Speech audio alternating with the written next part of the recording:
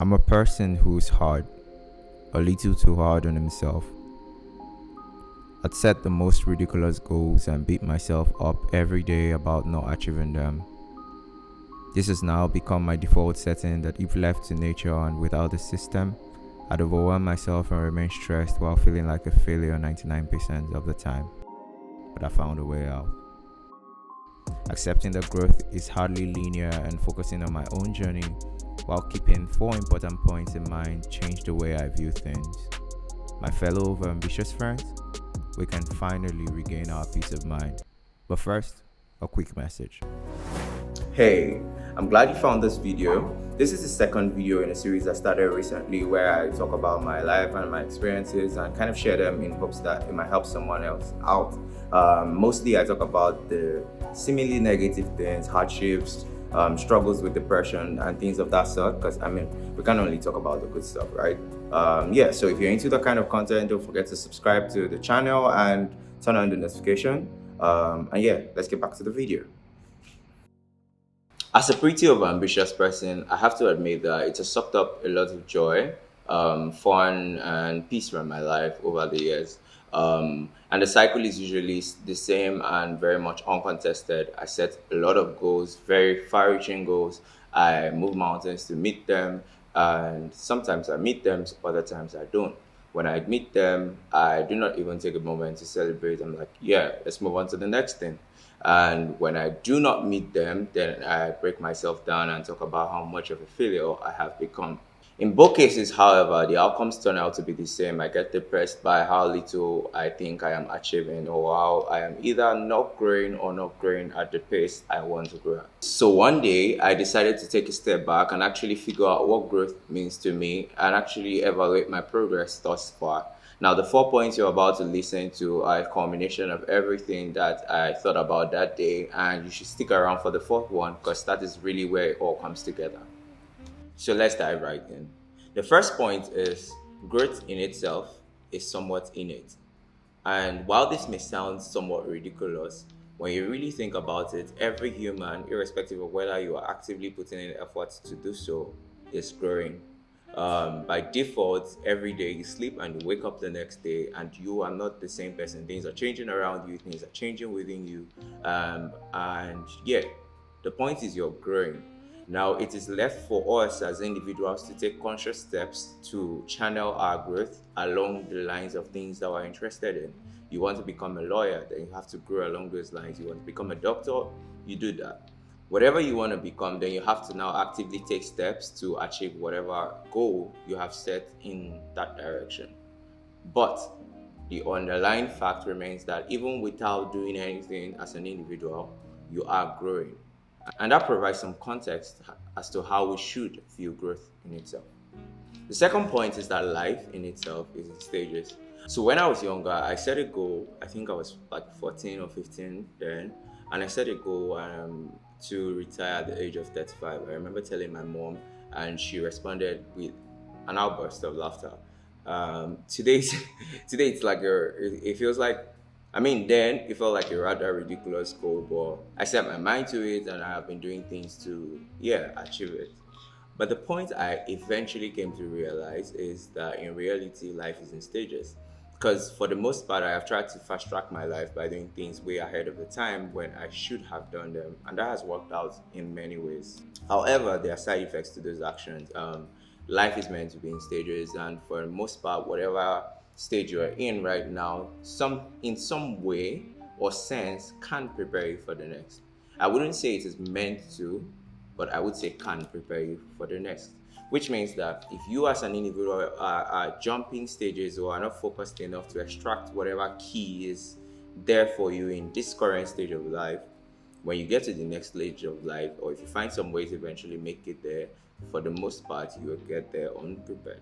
Now, the third point for me is essentially that you are as an individual, I do not have a final form. And this stems from the fact that a lot of times I hear people, myself sometimes say, I know I'm here for now, but eventually I'm going to get to this. I'm going to do this, and this is where I'm going. And that's awesome in one sense, in the sense that, you're setting goals and you're working actively towards them. But it is good to maintain the context that very likely whatever you think it would be 10 years from now would change in the next 2 years. And viewing life as that kind of fluid motion where you're constantly figuring things out. Wherever you are now is only a stepping stone to wherever you would be tomorrow. That gives you the context to kind of appreciate the moment and also not get ridiculously obsessed with the future.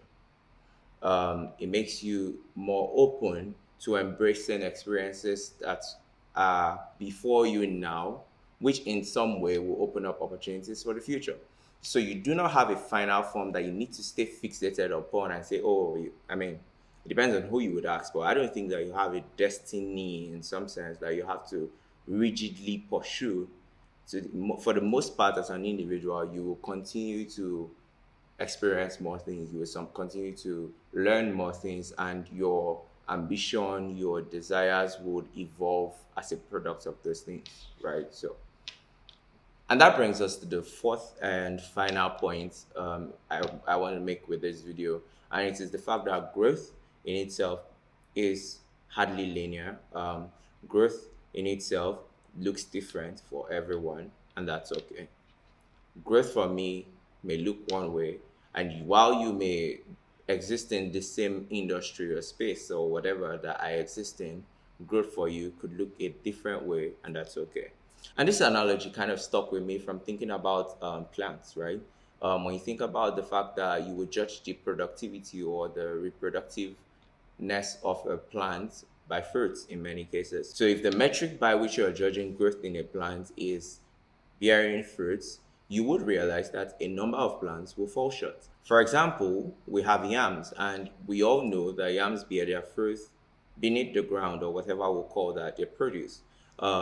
And so if I was looking at a yam and an orange and I'm looking at both of them and the metric for judging growth for them is, where are the fruits? Very likely the yam to us is not growing. If there was a yam and an orange before us and we're trying to judge which is actually growing, by those terms, it means the orange is growing while the yam is not. And that very much relates to how we view ourselves as individuals or how we even subject ourselves to unfair criticism and comparison. You find someone comparing themselves to another person when very likely they are yams in some sense and the other person is an orange, and those two things are largely not comparable. They would grow in different ways, they would experience different things, they could even experience the same things differently, and the outcomes from those experiences would be different almost every time. Another part to it is thinking about growth less linearly, right? Growth is not just trying to get from point A to point B. Growth is all the experiences you've find on the way while trying to move from point A to wherever you're going. And this realization really came for me when I began to think about my skills, right? I can do this, I can do that, I can do this other thing. It's like standing in the middle, right? And then you're able to take steps in any direction, right? For the most part, someone who is growing linearly would say, I'm at step point A and I'm trying to move to point B, so I'm going to have to take 10 steps in X direction to get to step B. But for someone like me, I end up taking 2 steps towards step B, 3 towards C, 4 towards some other thing, and in the end, it may look like I haven't made any significant progress in any direction. So, but when you actually look at the reality of it, I have broadened my scope as an individual. And while that may not be what growth looks like for other people, that is growth indeed for someone like me. Because what that means is I could relate very much with an artist, I could relate with a music producer, I could relate with a writer, I could relate with a journalist, I could relate with a programmer, I could relate with a product manager, I could relate with a CEO, I could relate with a designer. Now, while I may not be doing those things part-time to the highest level, we cannot deny the fact that there has been some level of growth which would come together in certain areas of life. If I was to start a company tomorrow, I would have way more experience than a lot of people would, because in some way I've put myself in the shoes of almost everybody within a company. And that means you can better relate with people you're working with. Even if I was in a job, it means I would better relate with co-workers. If I was owning a company, it means I would better relate with employees. And that's very useful, to be honest, because the ability to understand what your employees are going through makes it easier for you to build a culture where people are happy to get work done. Yeah. So for the most part, I have learned to look at growth as something that is not linear. Like it's not a thing where, oh, I'm trying to get this company from zero to $1 million in revenue. To be honest, some people would prefer to look like at things like that, and that's okay. But someone like me, I think that a more healthy approach to things is to understand that while there's metrics by which you could focus and say that, oh, it's linear and we'll just strictly by this, on the other hand, for me, it has taught me that growth in itself is found in embracing experiences and living them to the fullest, learning from everything you encounter and every challenge you face or every success you have, and just constantly making sure that you are learning and maximizing every situation you find yourself in today so as to prepare you for the next thing.